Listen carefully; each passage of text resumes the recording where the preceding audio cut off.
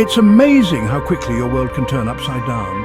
One moment everything is calm, predictable and safe. The next, a single event can shatter that peace, leaving you reeling and disoriented. 1 minute, you're safe in your bed, lost in dreams.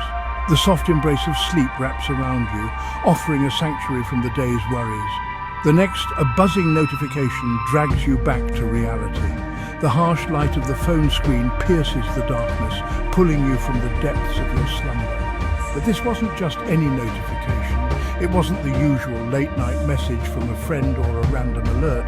This was a text message, a message that felt different, ominous even before you read it. A message that sent chills down your spine, the kind of chill that makes your hair stand on end and your heart skip a beat. It read, "You're so pretty when you sleep." Simple words, a seemingly harmless compliment, but in the dead of night those words took on a sinister tone. Yet, something felt deeply, terribly wrong.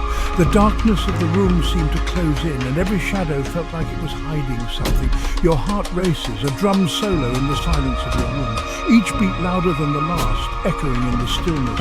You check the number, unknown. The word itself is enough to send a fresh wave of fear coursing through you. Panic starts to rise, a bitter taste in your mouth. Who sent this? The question loops in your mind, each repetition more frantic. And how did they know you were sleeping? The thought is paralyzing. Someone was watching you, observing you in your most vulnerable state.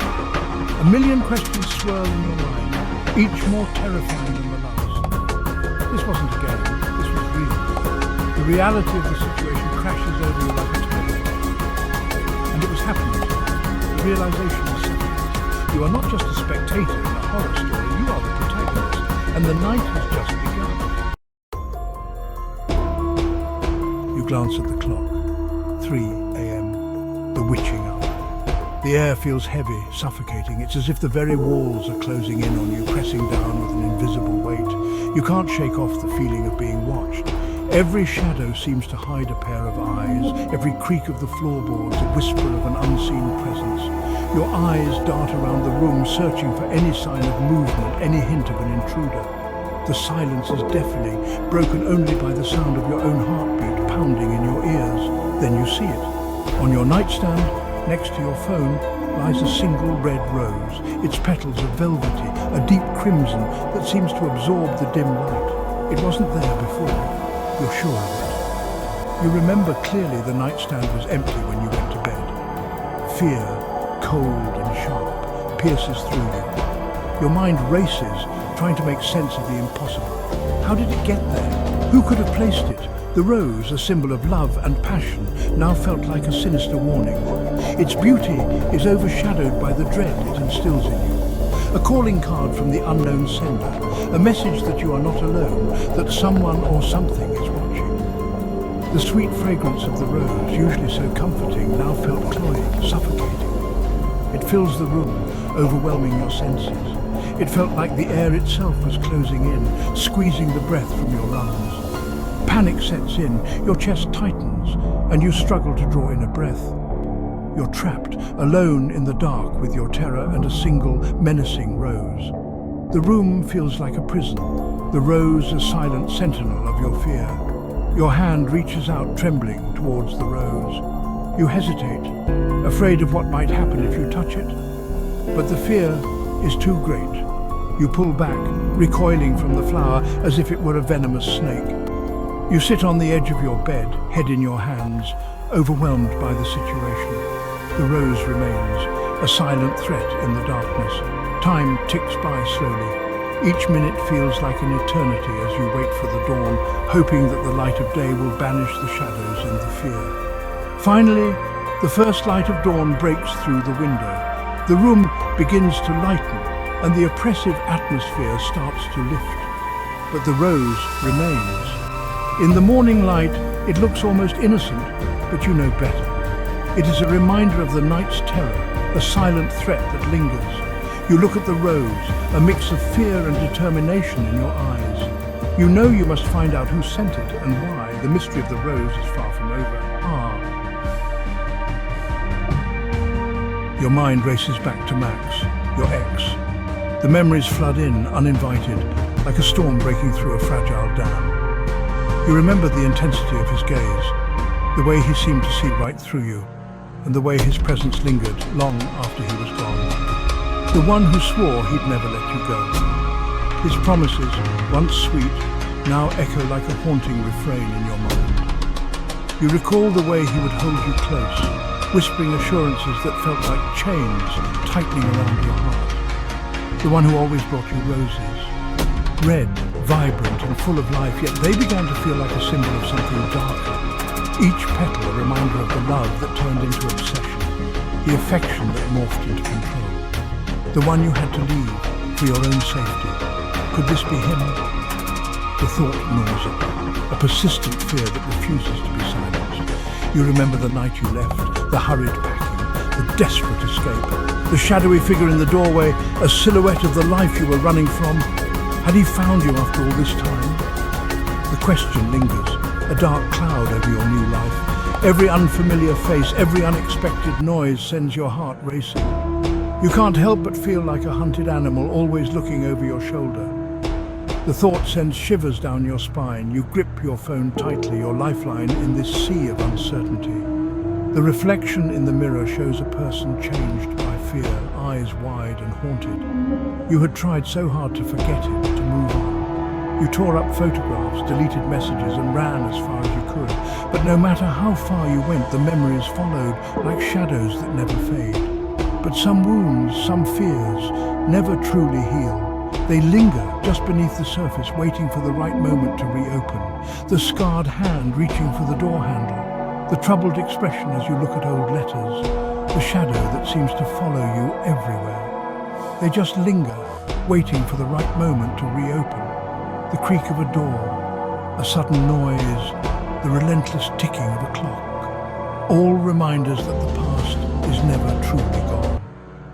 You remember the look in his eyes when you told him it was over, the anger, the disbelief, the possessiveness that turned his gaze into something terrifying, the confrontation that left you shaken, the fear that made you back away.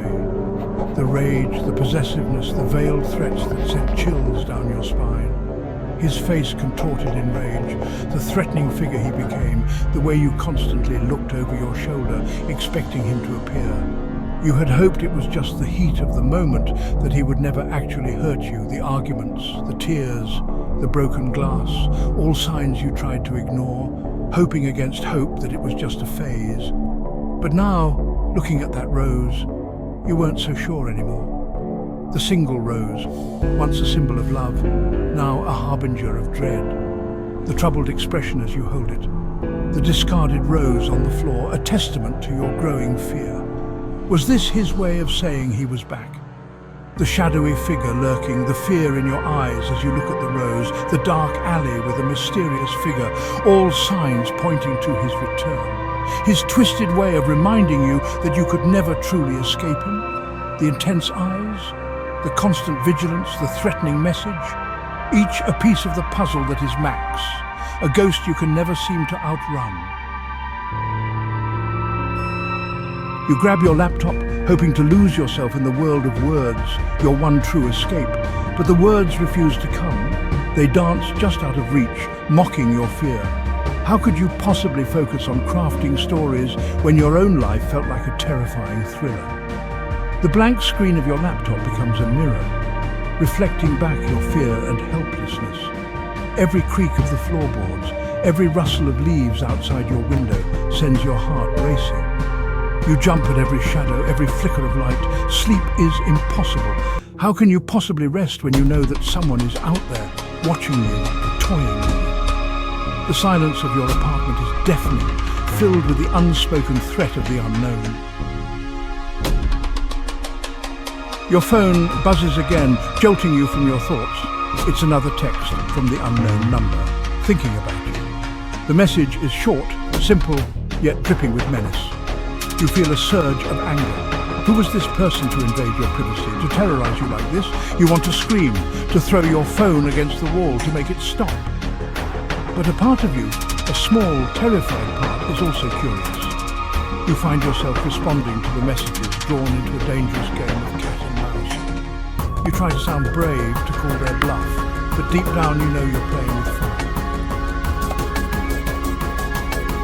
The stalker's messages become a constant presence in your life. They text you at all hours, commenting on your every move, every choice. They seem to know your routine, your habits, even your thoughts. You feel like a puppet, your life being controlled by an unseen puppet master.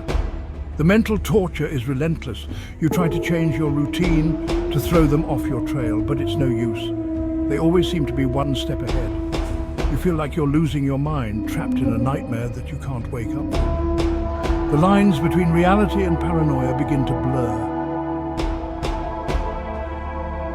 You try to rationalize what's happening. You tell yourself it's just someone messing with you, trying to scare you. But deep down, you know the truth. This is more than just a prank. This is obsession. This is control. The stalker feeds on your fear, your vulnerability. Every message, every creepy gift is a way for them to assert their power over you. You feel utterly alone, isolated in your fear. You're afraid to tell anyone, afraid they won't believe you, or worse, that they'll think you're overreacting. So you suffer in silence, your life slowly unraveling under the weight of the stalker's invisible presence.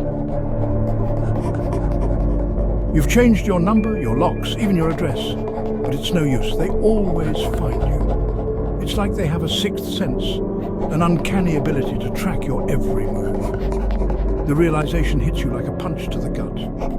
You're not safe anywhere, not in your own home, not in broad daylight, not even in the company of others. The stalking has taken its toll. You're a shadow of your former self, haunted by anxiety and fear. You jump at every sound, every unexpected touch. Your once vibrant life has been reduced to a cycle of fear and paranoia. You're a prisoner in your own mind, trapped by the invisible bars of fear erected by your stalker. You're lying in bed, trying to convince yourself that tonight will be different, that tonight you'll finally get some sleep. But deep down, you know it's a lie. You can feel it. That prickling sensation on the back of your neck, the feeling of being watched. You hear it. A soft creak on the floorboard just outside your bedroom door. He's back. You don't need to see him to know it's him. The fear is a physical presence now, suffocating you, paralyzing you. Your heart pounds against your ribs, a frantic drumbeat of terror. You want to scream, to run, to do anything but lie there helpless. But you can't move. You can only lie there, frozen in fear, as the doorknob slowly begins to turn.